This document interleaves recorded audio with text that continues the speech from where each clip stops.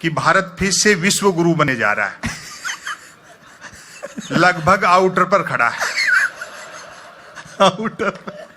और वैसे भी साहब उस देश को विश्व गुरु होने से कौन रोक सकता है जिसकी जेलों तक में संत महात्मा रहते हो।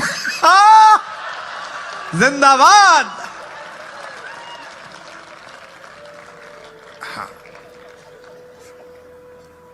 4 साल 4.5 साल से एक कैसेट बज रहा है, डीजल पेट्रोल हमारे हाथ में नहीं है, रुपया अंतरराष्ट्रीय कारणों से गिर रहा है, भ्रष्टाचार महंगाई के लिए कांग्रेस जिम्मेदार है, बाकी सारी समस्याएं नेहरू छोड़ गए, फिर भी कोई दिक्कत हो तो पाकिस्तान चले जाओ।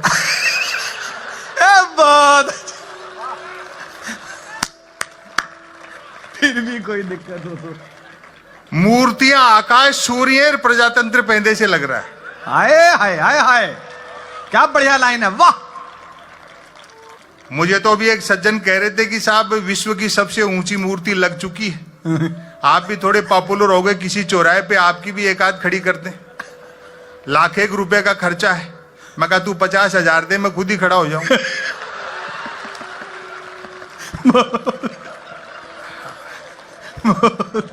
मेरे ये समझ में नहीं आई साहब कि नेहरू को छोटा करने से पटेल कैसे बड़े हो जाएं। वाह वाह वाह। शायद नौजवान पीढ़ी जानती नहीं, हम भावनाओं में बह जाते हैं, भाषणों में बह जाते हैं, खो जाते हैं। जिस सरदार सरोवर के तट पे पटेल की सबसे ऊंची मूर्ति लगाई गई, उसी सरदार सरोवर का शिलान्यास ही पंडित नेहरू ने किया था। क्या बात है, क्या बात है, सच्ची बात है।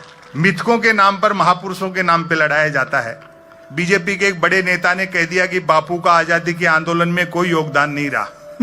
हमने उसका बुरा नहीं माना कि भाई हो सकता है खुद के बापू के लिए कह रहा हूं। कमाल है, तालियां तो बजनी चाहिए भाई, औसम है। फिर इन्हीं की पार्टी के एक प्रदेश के स्वास्थ्य मंत्री ने कह दिया कि जब से नोटों पे गांधी का चित्र छपा है, नोटों की कीमत घट गई। यही भारतीय प्रजातंत्र की खूबसूरती है कि शारीरिक और मानसिक रूप से बीमार आदमी भी स्वास्थ्य मंत्री बनाए जा सकते हैं। अच्छा है, बहुत अच्छा। फिर पार्टी अध्यक्ष ने तो यह कह दिया कि गांधी का आजादी के उस गांधी जो है वो एक चतुर बनिया थे। ऐसा मूर्खताओं से बड़ी चहल पहल है इस देश में। पहली बार नहीं हुआ, गांधी जैसा एक विराट व्यक्तित्व जिसने हिंदुस्तान को निर्भीक होना सिखाया, सारी दुनिया को एक दृष्टि दी, ऐसा पहली बार नहीं हुआ। आपको ध्यान होगा बाबा रामदेव पर जब लाठीचार्ज हुआ रामलीला मैदान में, तो भाजपा ने राजघाट पर धरना प्रदर्शन किया। और आज की जो सुषमा स्वराज हैं विदेश मंत्री, हालांकि वो कितनी है तो आप भी जानते हो। हाँ, पिछले दिनों तो मिल गई थी, बड़ी दुखी थी, बोले जी हमें तो कोई भारत का विदेश मंत्री मानने को तैयार नहीं, मोहर हमारे नाम की और घूम कोई और रहा है।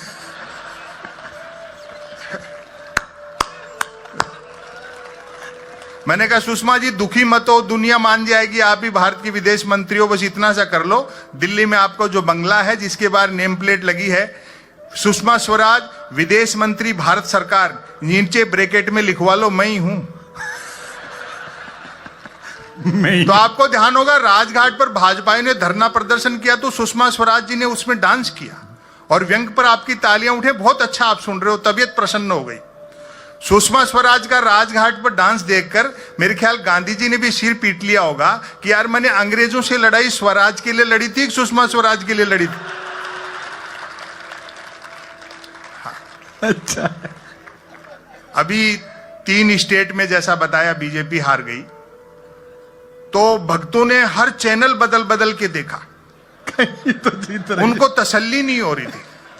लेकिन जब जी न्यूज पर हार गई, जिंदाबाद, तो सबको मानना पड़ा भाई अब हार गई। मीडिया की क्या स्थिति है। मैं समय की अपनी सीमाएं हैं जी।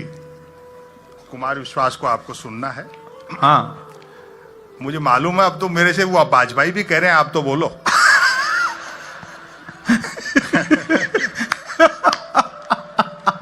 हमारा किसी पार्टी से कोई लेना देना नहीं, हम तो जैसा दिखता है कवि लोग वैसा लिखता है। और हाँ।